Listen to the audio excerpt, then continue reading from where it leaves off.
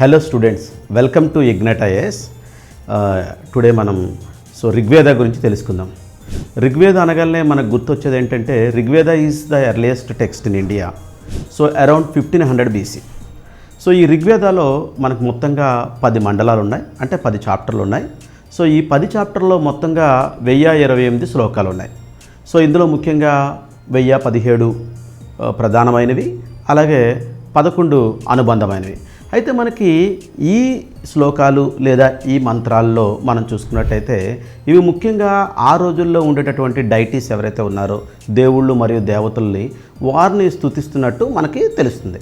అయితే మనకి ఈ 1028 శ్లోకాల్లో the most important and sacred Mantra are శ్లోక ఏంటంటే గాయత్రి మంత్ర. మనం చిన్నప్పుడు స్కూల్లో మనం చాంటింగ్ చేసినాము. అది ఓం భూర్భువస్సువః అని.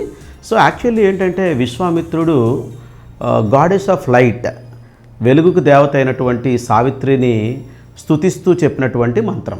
ఇది మనకి థర్డ్ మండల ఆఫ్ ఋగ్వేద. మనకి 10 మండలాలు ఉంటే అందులో 3వ మండలంలో ఈ గాయత్రి మంత్ర ఉంది. అట్లనే మనకి క్యాస్ట్ రిఫరెన్స్ గురించి మనకి 10వ మండలంలో పురుష సూక్త అనేది మనకు చెప్తుంది. అయితే పురుష సూక్త ఏం చెప్తుందంటే all the human beings were created by Brahma but different organs. ఇలా చెప్తూ చాతుర్వర్ణ సిస్టమ్ గురించి చెప్పబడింది, అంటే 4 వర్ణాలు ఉండేవని. ఇది మనకి భారతదేశంలోనే క్యాస్ట్ రిఫరెన్స్కి మొట్టమొదటి ఎవిడెన్స్గా మనం చెప్పొచ్చు. అయితే ఈ చాతుర్వర్ణాలో ఈ 4 వర్ణాలు ఏంటి అని మనం చూస్తే బ్రాహ్మణులు, క్షత్రియులు, వైశ్యులు, శూద్రులు.